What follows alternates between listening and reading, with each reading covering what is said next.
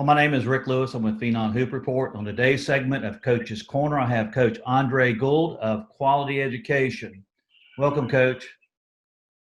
Hey, appreciate you having me, Rick. Coach, before we get into the details of your new position at Quality Education, we want to give the viewers a little background information on you as a person, as a coach. That being said, you have a quite impressive resume. You've won 6 championships at the state level at Winston-Salem Prep, and you also won 3 state championships as an assistant coach.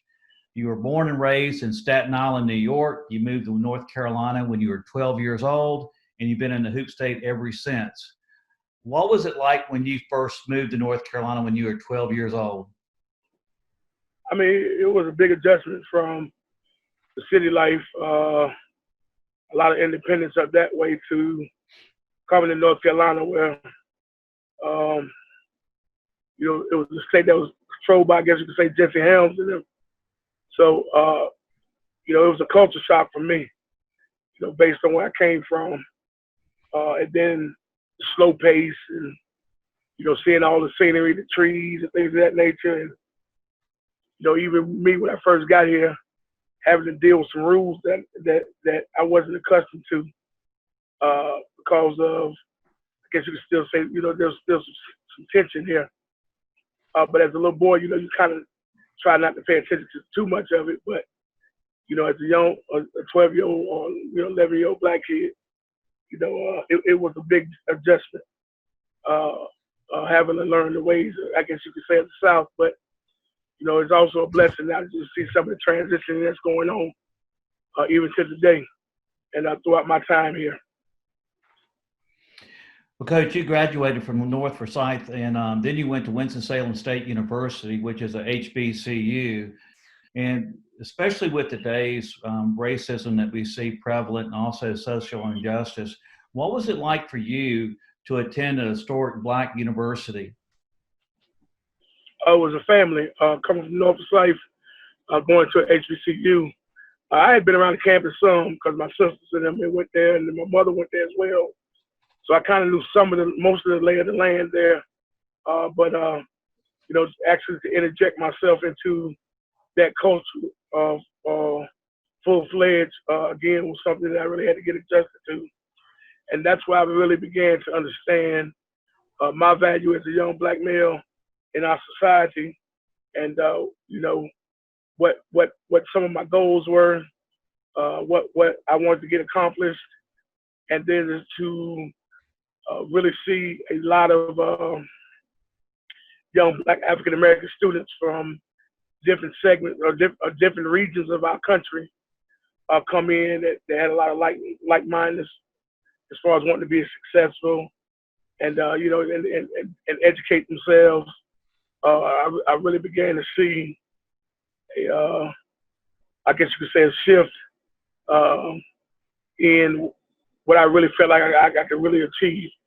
And it became less about sports and more about making sure I educated my mind. And so when I went to HBCU, it was something that was really, really, really beneficial to me. I got a chance to really learn true history, which was my first major. My second major was sports marketing and management, but political science. I got to see some powerful professors on campus. Like Dr. Shaw, Dr. Davis, Dr. Madeline Scales. She was like the mother of all of us on campus. She did not play. Once we got in on campus, she wanted to make sure that we got out. We came in and got what we were supposed to get, and that was our education. And then Dr. Little, who's an attorney, big civil rights activist.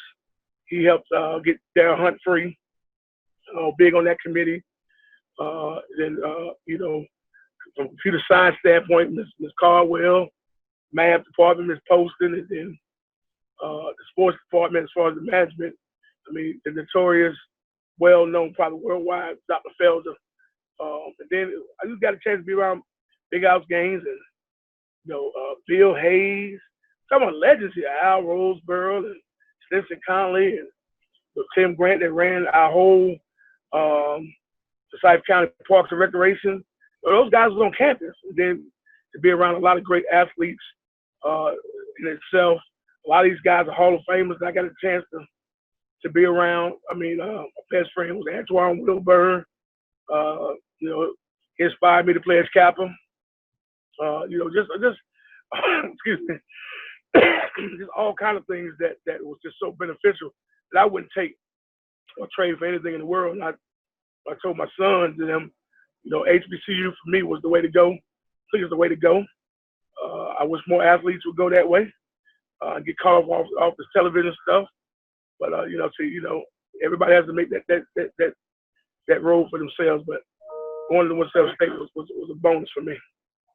Well, Coach, you said when you moved down to North Carolina it was a huge culture shock. So, you know, being, you know, lived up in New York and grew up in Staten Island, moving down to North Carolina and being in the South, I'm sure you experienced a lot of racism firsthand. Yeah, I mean, I mean, it was almost the lay of the land here. And, you know, you're talking about the early 80s still. You know, they were only 13 years removed, you know, 14 years removed from, you know, the civil rights movement, you know, as far as the marching and, you know, and things of that nature that's going on. So, you know, again, this is a stronghold state that was, you know, again, people don't want to talk about it, but I do. I mean, it was a stronghold of racism here. From here, South Carolina, I mean, just look at the senators and things that were embedded into the culture. And, you know, it's still some embedded now, but, you know, and don't get me wrong, because I have a lot of white friends that inspired me to be great. You know, I've got those that gave me a chance when no other ones would. But, you know, still, as a little boy that we're talking about, yeah, we dealt a lot with that, you know, not being able to walk in mothers and daughters without your parents. And it wasn't the fact that, you know, just when you walk in there, you almost had to stand still and you had to defer to white citizens. You know, when you went downtown to go to Woolworth to get the hot dogs, you know, that was a nice little spot to go hang out at, right there. That used to be beside Campbell Pawn Shop. You had to wait your turn. Like, so you had to wait till all the white people sat down and got served. And then if there was a seat available for you, you know, you had to move carefully. You know, we had the Winston Theater. A lot of people don't remember that. You know, that was known as, quote unquote, the Black Theater. You know, I can remember we couldn't even get into the YMCA. The only ones we can get into was the ones that Mo and those guys had downtown right there on 4th Street. That was the only one they would allow us to get into. So why would he let us in the door? You know, when they first opened up, you know. So there was a lot of buildings that we didn't have access to. So we were forced to play outside, play a lot. And, you know, again, you know, I thank God for it, because Parks and Recreation saved a lot of our lives. And, you know, when you're dealing with like people like Art Blevins and, you know, Denise and those guys, you know, at Scowlin, you know, we had played leagues. It's not AAU tournaments. We did that outside on the blacktops, because a lot of people wouldn't let us in the building. You know what I'm saying? I mean, I'm just telling you, like, when I got here, the rules changed. Like, you know, in New York, you just go to the pool, do whatever you want to do. Right. You know, we wasn't allowed to run out to Tanglewood and jump in those pools and then run over to we had to go to 14th Street or Happy Hill. You know, the ones that were quote unquote the naysayers in the hood. But, you know, again, those things made me who I am today. And I don't take any of that back, because some of my best friendships were developed, and I still hold true to those friendships today. So, you know, again, that was a blessing in disguise. But, you know, you're in New York, you ride the subway, you know, at 10, 9 years old on your own, walking to school, doing all those things. Here, it was like, no, you can't do that. Like, you know, little black boys can't run around by themselves. Right. You know, that wasn't how it was. So we had to learn how to travel in packs. You know, just make sure that that we would at least get home safe. You know, I couldn't understand why they was hollering, be in the house before the street lights come on, you know. Well, the street lights, I understood as I got older. Street lights, you know, meant that there was trouble at dawn. And if you got caught in the wrong spot after night, or when that, you know, when the, I guess say the street lights came on, you never know what might happen. You know what I'm saying to you? And I experienced the first time being called niggas, Shut up, little black boy. You ain't gonna be nothing. I mean, I had teachers tell me all kind of stuff. But that inspired me in my classrooms to be one of the better students I could possibly be, because I always had a knack for competing. And so for me, when I heard teachers tell me things, I can remember getting paddled for no reason, but I sucked it up, because a teacher didn't like the way I responded. And it wasn't because I was being disrespectful. I just wasn't going to be called little black boy. Little black boy, stay in your place. So I responded. Young lady, you stay in yours. But I didn't use the word young lady. I called her a white lady. White lady, you stay in yours.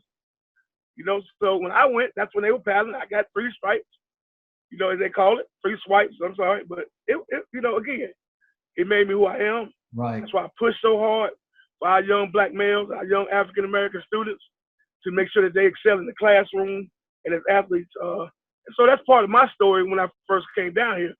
But again, I've seen the transition, towards, trying. It ain't been full-fledged. It's so much more that this state, this country can do. And it's just a matter of having the desire to create true equality. And most people of power don't want to give up power. I mean, this is all this boils down to. So for anybody to tell you or tell any of us while the riots are going on and while we're protesting and things of that nature, we're protesting for years and years of inequality. We've been set behind. Again, people don't like to talk the historic aspect of it, but even now, modern day slavery is designed. Our jail systems are designed cheap labor. It's designed to break up the home, because that mom and daddy together are more powerful than just mama. So those are things that we've got to attack. Our healthcare system, that shortcomings, and then even in my profession, coaches getting more credit than other coaches that's just doing just as good a job. Again, people don't want to talk about it, but so if we're gonna talk, let's talk about it. I got 6 state championships. Nothing that I've done special other than coach hard, make sure our players achieve, do what they're supposed to do, make sure that my kids go to college, and I'm held to a high standard. I can't go out here and have kids play basketball and I don't make sure that they go to college. Not just for basketball, but just as students. Because if I got a kid that comes to me and don't graduate or don't go to college, it's frowned upon. Even in my own community, we have to take care of those things. You know what I'm saying? So my standards are held higher. Whereas in another coach, they don't have to do all that. It's overlooked. And guess what? We continue to send our kids to those coaches, and that's okay. If he's a good coach, and but you can see it now, it's the inequality aspect of it. I'm just talking about for me on our level, and then you go to other sports, ownership, in sporting arenas, in entertainment, just ownership in general. You see it everywhere, from teachers to principals to CEOs, you name it, whatever field it is, there's a large inequality. But for us to get there, even down to our police departments, with the brutality been going on, we're just seeing it now because of technology. And believe you this, we still not seeing half. We're not even seeing a percentage of what's really going on. When it comes to these things. So, excuse me. Those are things that we have to address. And in order for that to be true equality, we're going to need everybody to open up their wounds and let's really talk about it. Right. It's tough. It's tough. And people don't like to talk about it, but it's made me strong. It's made the young men that have come in touch with me, or students, females, whomever, as athletes or students, that you know, I've shared a wealth of knowledge that I've been blessed with, have gotten from people like John Allen, Miss Ashford, Mr. Hunt, Walt Fay, all those guys, man. Howard, Stan, Dr. Curtis. I mean, I can name you Dr. King, Dr. Janway. I can name you tons of people that have sold into my life. So it really prepared me for this next moment. Well, I've known you for a long time, Coach, and you're an educator. A lot of people may not know this, but you're a ordained deacon as well. And you become a role model to a lot of the young players that you've coached over the years. What do you think your great purpose is as far as being a coach? It's to nurture their gifts. I learned that again and got reiterated again this year. It's to nurture their gifts. And I told my team that, told a couple players that this year. You know, I had to be reminded that I wasn't there to choose the gifts. I was there to nurture the gifts. So I think that's the biggest thing, is that God has ordained me and my staff, people around me, to make sure that we go in and that we nurture these young people's gifts, and that we make sure that we get them into their greater. And I like to use that word, get them into their greater, because, again, that's just something that picked up on that my pastor talks about all the time, is moving forward into your greater. So it's just something that I talk about often. So, you know, that's the biggest thing that I thank God for every day, is that He entrusted me with His children to make sure that I do right by them. And you know, so that's what we're doing. So again, you know, I'm excited about it. Coach, when did you decide you want to become an educator and also a coach?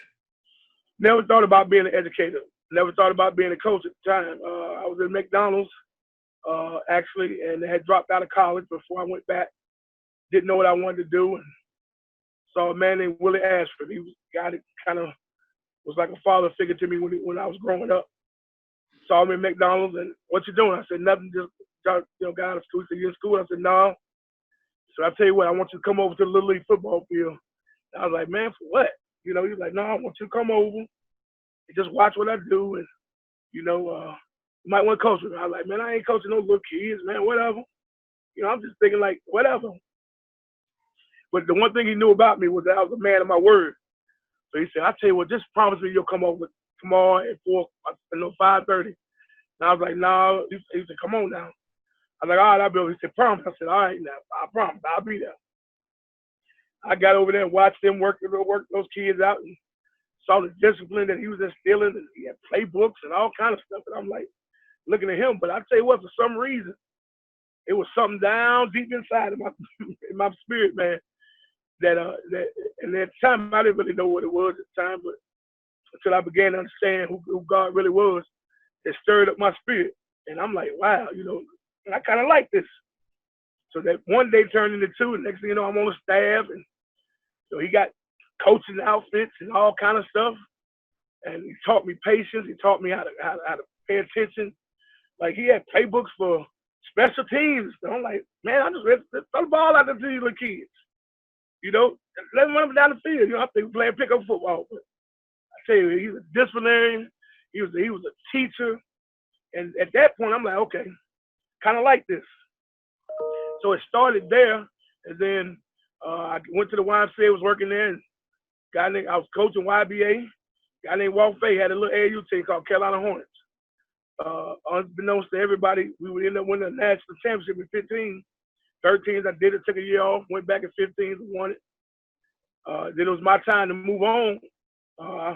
Took over a program called North Carolina Select, and left there. And I was trying to get into school ball at the time, and I'm telling you again, you know, just dealing in this area at the time, I had so many doors shut, you know, just kept being shut. I'm begging people, look, I'll volunteer, I'll do whatever you need me to do. I'll coach JV, I'll coach JV girls, whatever you want me to do, I'll do it. You got the coaching bug, didn't you? Yeah, I did, but I mean, I was begging, like, let me do it. Everybody was saying no. I'm talking about people that you would never believe would tell me no. Like, I'm talking about, I'm going to everybody. Like, no. So again, one day I'm in Mayflowers. I mean, not Mayflowers, but Mayberry, picking up some ice cream.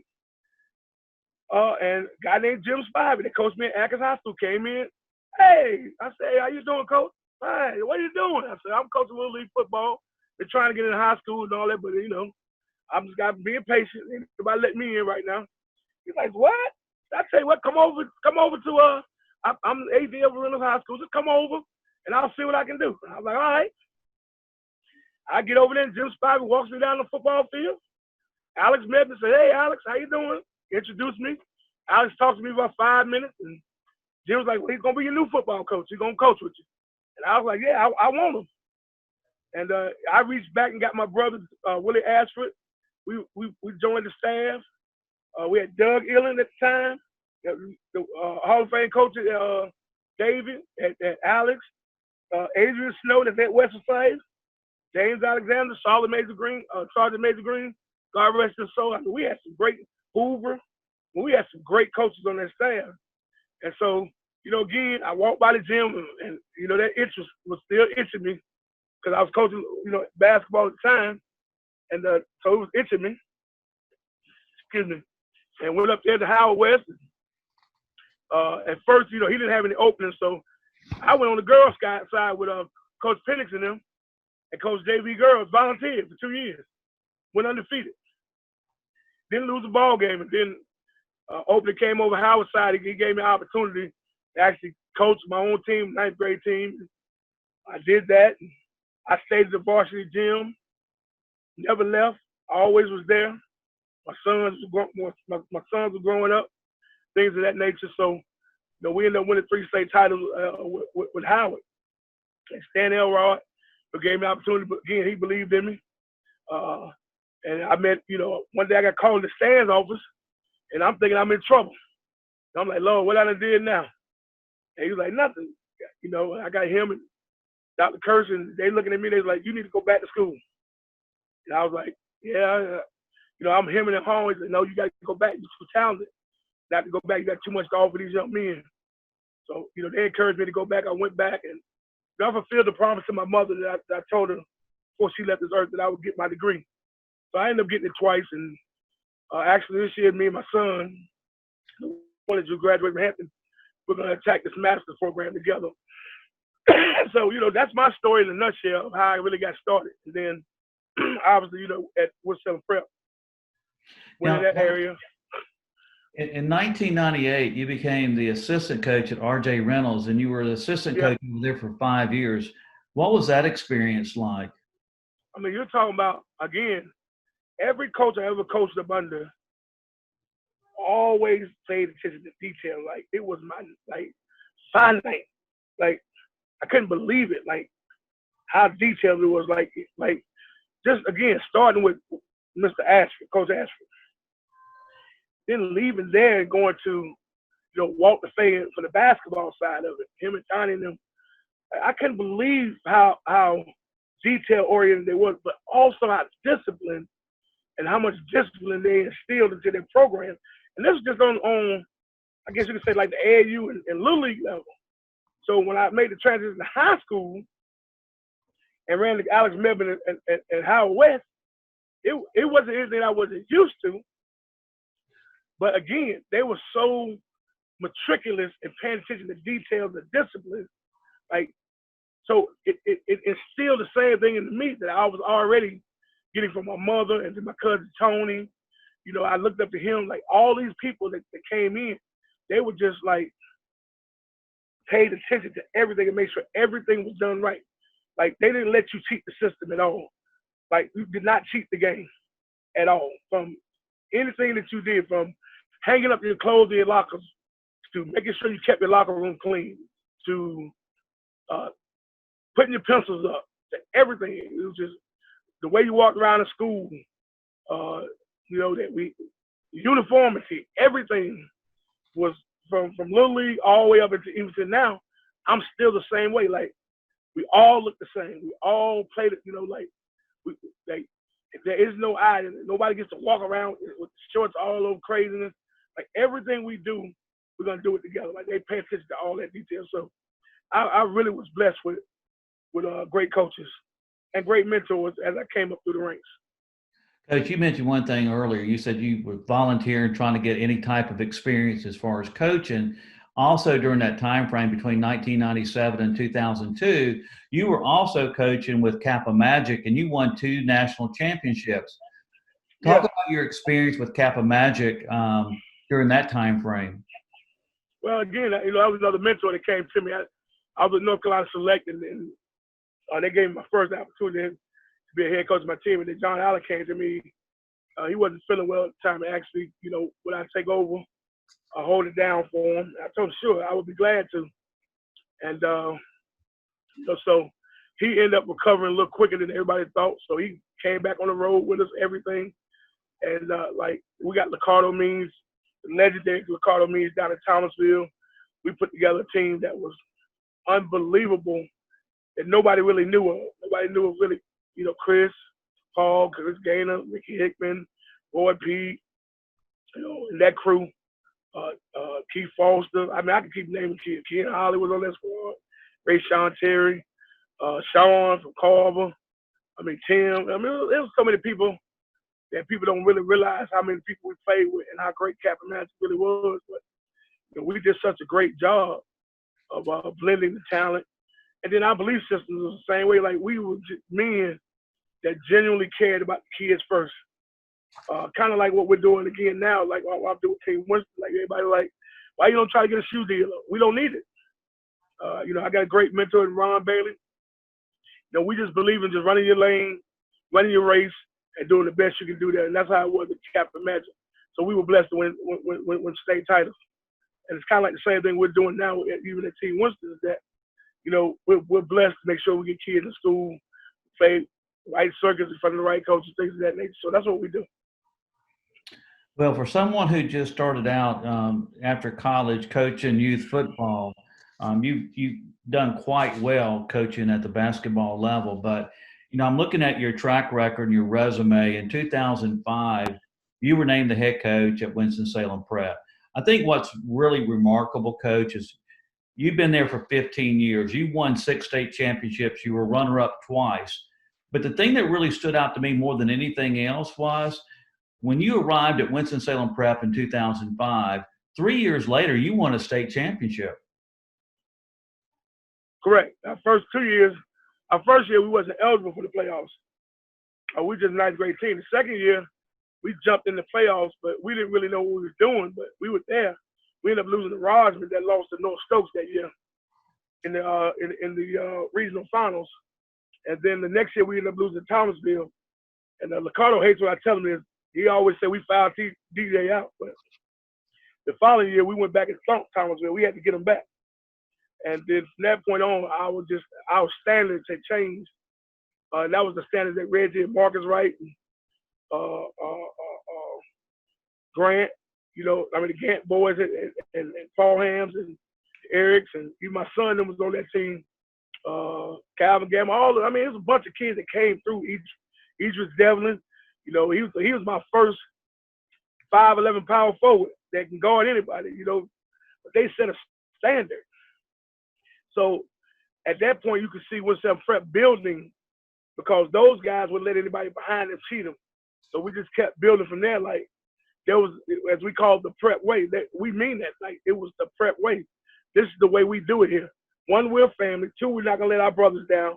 3, we're going to work our tails off. We're going to play hard. And anybody that knows us when we show up, they know anything else. They know they're going to have to play the game hard. And so, I coined the phrase, he who works the hardest reaps the greatest rewards. And we did that. Those are the things that we did. So, and then again, we had some talented kids that came through. We had some kids that nobody thought were going to be talented that we helped, achieve their goals. We had some that already came in that wasn't bad. And so, those are the things. But, we couldn't do it without the parents, getting through all the rigmarole and the jargon that people would put out there about us. There's a lot of coaches, you don't want to go to prep.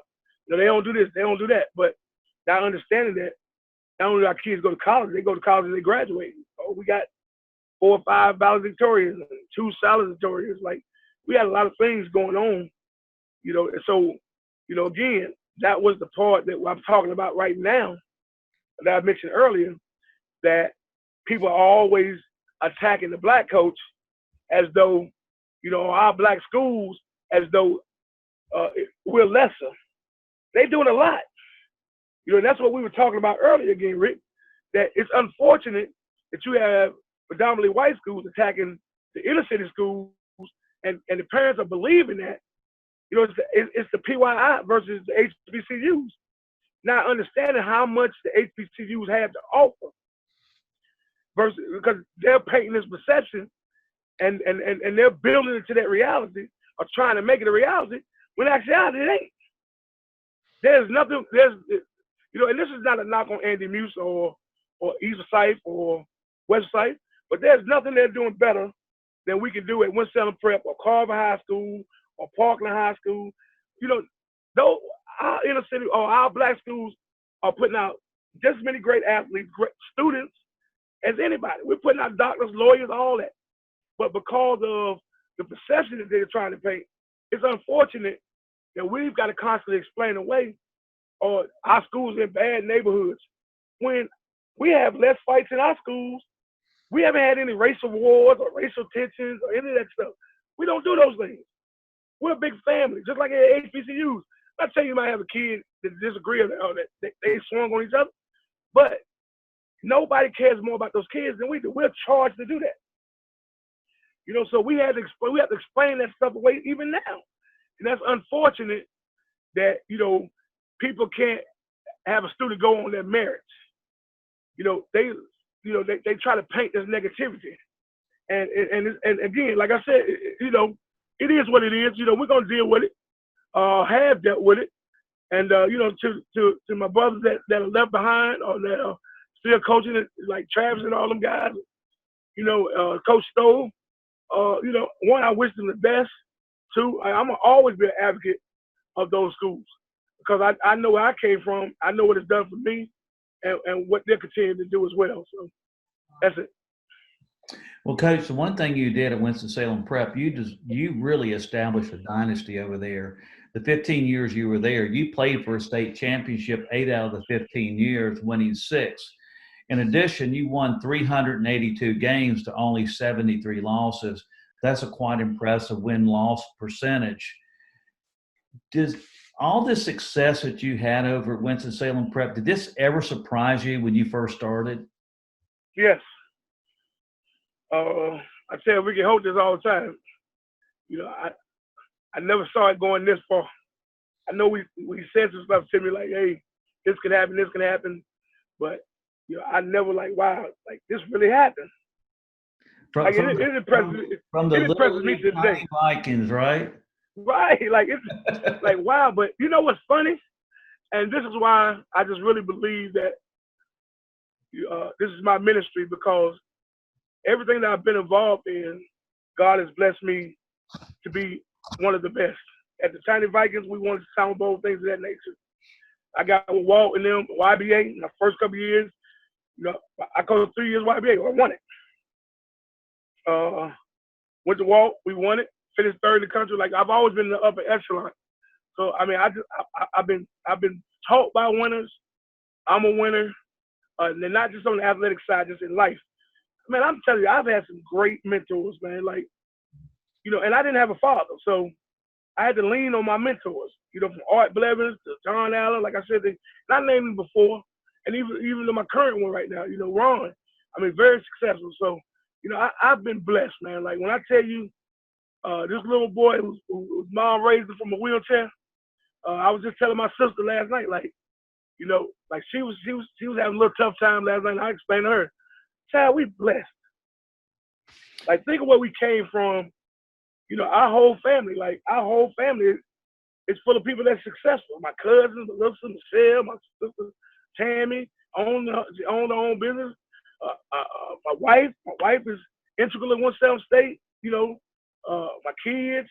We just blessed, man. We don't have everything we want, but I've been blessed to be around great people that have taught me a lot of great things. They didn't teach me things. They didn't teach me bad habits. Let's put it that way.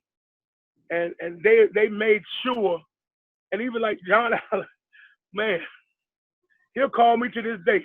If he feel like I'm doing anything out of pocket, he might touch me on the sidelines and be like, hey, calm down. You know what I'm saying? And then my staff around me, even right now, like, you know, I feel like I got one of the best staffs in the country. You know, I got great guys to work out. I got great guys that understand pacing, they understand patience. You know, even my pit bull, as we call him on staff, my Barker, you know, he's full of wisdom.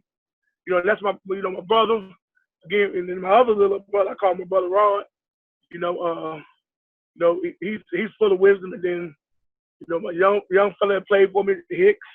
You know, he's really spiritual. His mom's spiritual. She keeps us covered in prayer.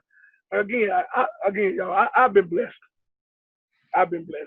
Now, Coach, you've been a fixture at Winston-Salem Prep for the 15 years, and you know, hopefully that they name the court over there or the gymnasium the Andre Gould court or the Andre Gould gymnasium, because what you've done over there in the last 15 years is just impressive. And like I said, you established a dynasty over there.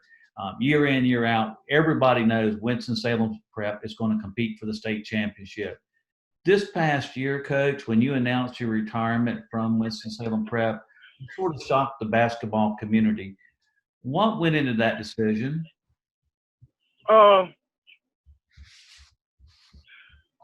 It was time to transition. I thought I was going to transition last year, to be honest.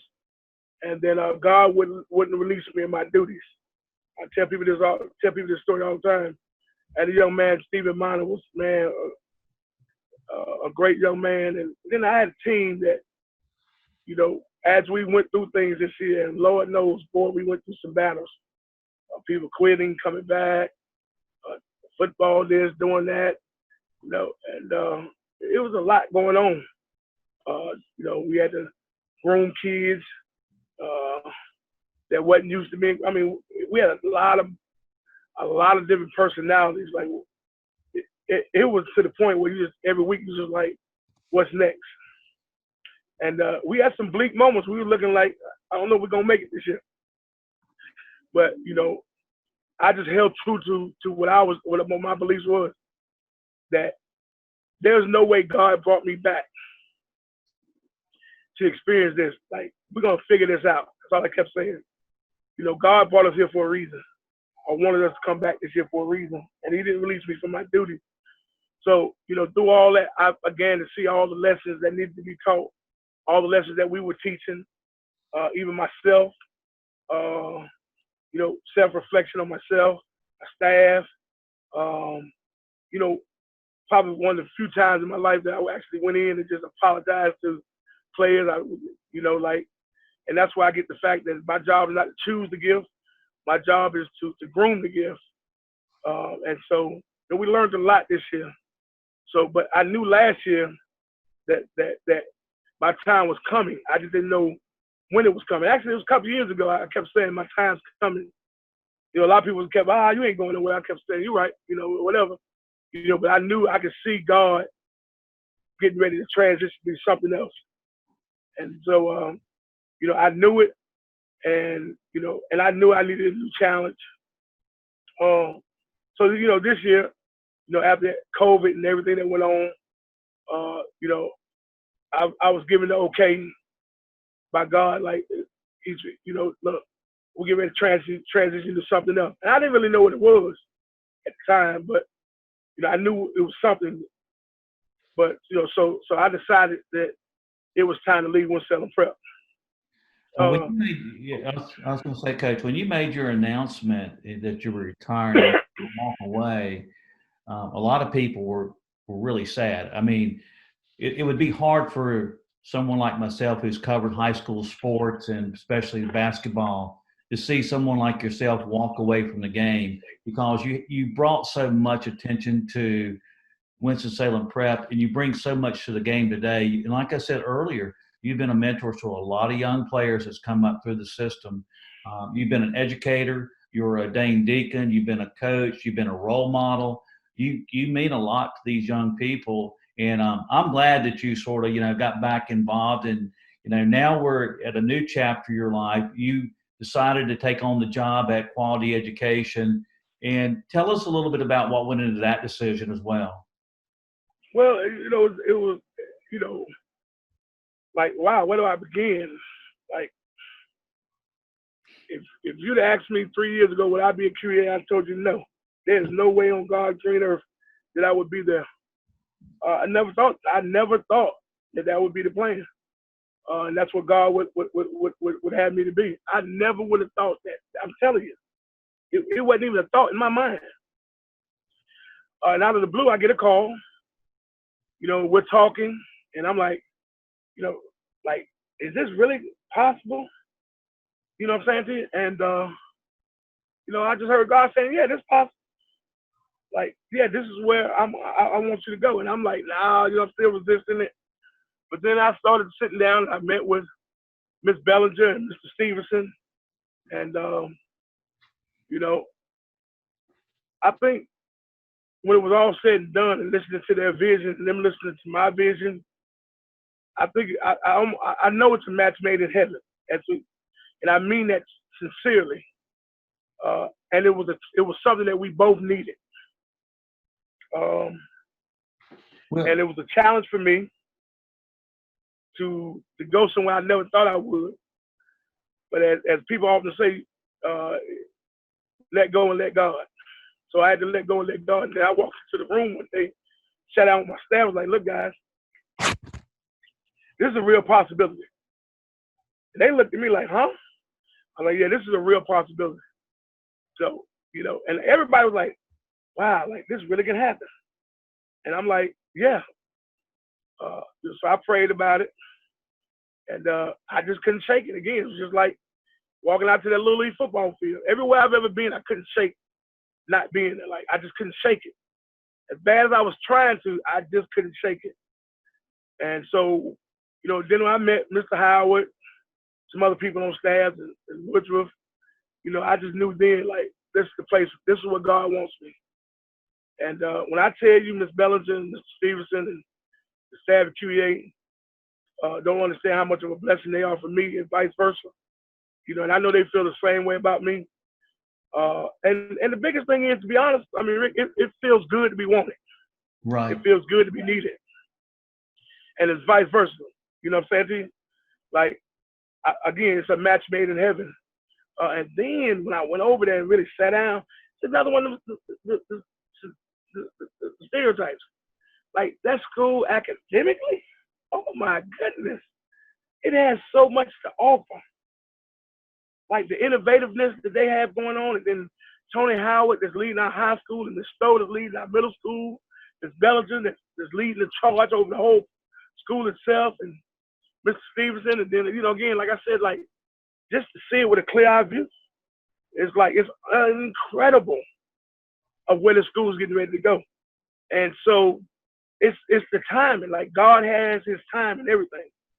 So I just feel like I'm just a piece of what he wants, again, as that word I use, to move this school even into its greater. And they already been great, but they're moving to the next phase of their greater. And I'm just happy that I'm a part of that now.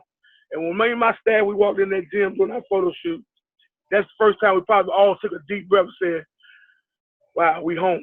Like, yeah, we get it now. Like, Coach, yeah, we get it. Earlier you said that you were a competitor. You like to compete.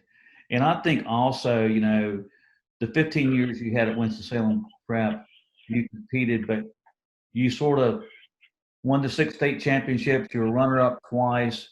There was like, you need a new challenge. You need something. Absolutely. And I think, the opportunity that you'll have at Quality Education will probably open up a lot of doors as far as the type of showcase and events that you can play in, going up against the other lights that you said you might want to play against, like being limited, like at a public school at the 1A, you're limited as far as the teams that you can play. Now, you'll be able to be in a situation where you're playing on a state level, regional, and also on a national level. Absolutely. And we're going to play the toughest schedule we can play. And I'm not going to get caught up on levels of nationals, schedules, and all that kind of stuff like that, because I've never been that kind of person. I just want to play the best possible teams that we could possibly play out there, and we're going to do that. Right. So that's something as a competitor that drives you. You want to see where you stack up against those guys now too. So, they got some legendary coaches, as I say, on this side of the Dixie line as well. So again, if you know me, as Al Green said, let's get it on. Let's go. Let's see what we got going on. You've been very successful. Your win-loss percentage, again, playing for 8 championships. You won 6 at prep. Outside of winning all the state championships and the win-losses, how do you want to be remembered as a coach? Coach that cared about his players. Made sure they did things the right way. At the end of the day, that's what we're going to be remembered by. That's what our players are going to know us by. That we're family first, foremost and over anything. That's what we are. So for me, I didn't compromise. That I was God-fearing. And I made sure I let our players know who God was. Never compromised that. And still won't to this day. It's just who I am. Like I said, I've been taught the right way, and I'm not knocking anybody else. But from college coaches to professionals, everybody, and I'm not telling you I hadn't made my mistakes, because I have. Not perfect, but as one of my closest friends will tell you, wrote a book, Lessons Learned. The lessons that I've learned through it all, again, it made me stronger, made me wiser. So, when you see me now, you notice there's a big difference than when you saw me at 30. When I first got into this thing, or 28. What I'm saying? Like, there's a big difference in who I was then versus who I am now. Like, I'm totally different, but again, in a good way. I've learned so much along this path. So, that's what you get when you see me. A man that really loves God, loves his family, loves coaching, loves his players, past, former, and present, and the future ones coming in now. We got a middle school program that I'm gonna be a part of. Got good coaches there, got great developers, and the little guys are gonna see me. And so those are things that, I don't have to worry about. I used to walk into a gym and, you go see a middle school game. I couldn't hardly go see a middle school game. Oh, here you go. Here you go, Coach Gould. I sometimes want to enjoy the game. You want to enjoy watching the progress of young men. So, those are things that we get to get back to, that we get to enjoy, and we get to have fun with. So I look forward to QEA, what we're going to do, where we're going. Like I said to you, educational side of it, the atmosphere. We definitely have a great culture over there. So those are things that I look forward to. And it's really, really, I had somebody tell me the other day, boy, you look like your engine is revved up. So, yeah, I'm revved up again. And I'm excited about it as well. You know what I'm saying? So, those are things that if you ask me about me, that's who I am. Coach, you said you've learned a lot of lessons over the years. Can you tell us what was the hardest lesson you've learned in the last 15 years? Yeah, so that's the biggest thing, is that never compromise your integrity. That's the biggest thing that we have to make sure those kids depend on us. And, we can't take their innocence and destroy it at an early age. We have to make sure that we do. And that's the biggest lesson that I learned throughout my coaching career. Make sure that you have the best interest of the kids, and not yourself. Well, Coach, I want to say thank you for coming on Coach's Corner today. I've known you for a lot of years, and I consider you a friend, and I know the kind of coach you are. You coach winning teams, but you do it the right way. I've been by open gyms, watching open gym, and you know what? The proof's in the pudding. You produce championship teams because you're a championship person, Coach. And I want to say thank you for your friendship and your support over the years and coming on Coach's Corner today. I appreciate you. Thank you for having me, Rick. And keep doing what you're doing. You're doing a great job. Again, we appreciate you and everything that you've done and giving us a platform, champ. Appreciate you again. Thank you, Coach.